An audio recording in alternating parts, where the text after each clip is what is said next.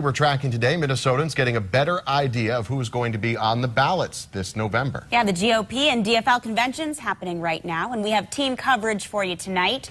Jay Coles is at the DFL convention in Duluth. But we begin with Tom Hauser with Republicans in Rochester, where we know Mike McFadden will likely be Al Franken's challenger this fall, Tom.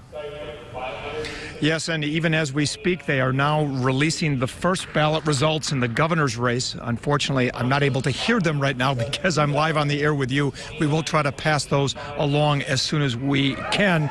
Now, it took more than 24 hours to determine who was going to be the nominee for, or the endorsee for, the Republicans after a very long battle. Again, 24 hours and 10 ballots, but the GOP finally did endorse a U.S. Senate candidate.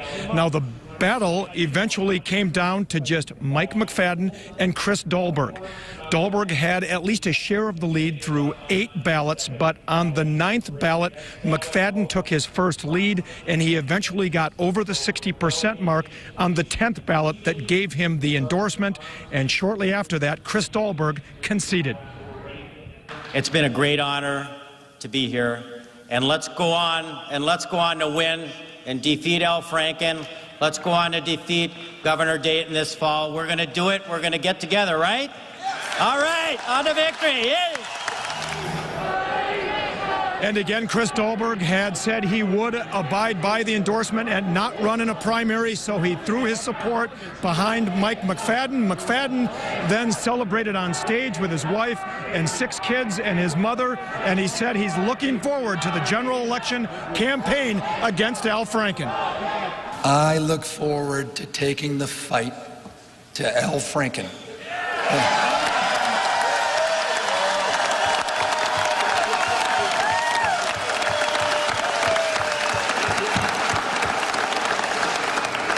We have a better vision, all of us in this room. We need to get back onto the road to growth and prosperity. We can do better. We know we can do better, and together, all of us in this room as a team will fight and we will win. In November, we will beat Al Franken.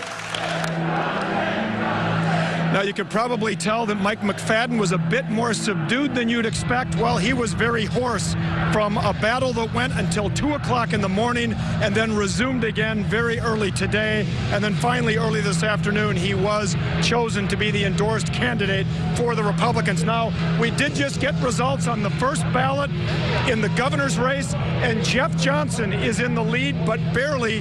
He has 30% support. Marty Seifert was second at 29%. Those are the 2 numbers I was able to get. Again, they were announcing those just as we came on the air.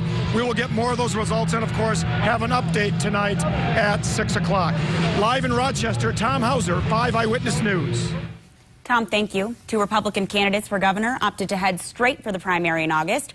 One of them even announced his lieutenant governor running mate this morning outside the convention hall. Businessman Scott Honor selected Senator Karen Housley. She is serving her first term in the Minnesota Senate and also works in real estate.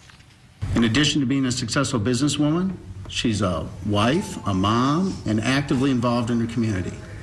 And I'm pretty sure she's a hockey fan. Karen, I'm excited about traveling the state to share our vision and passion for Minnesota.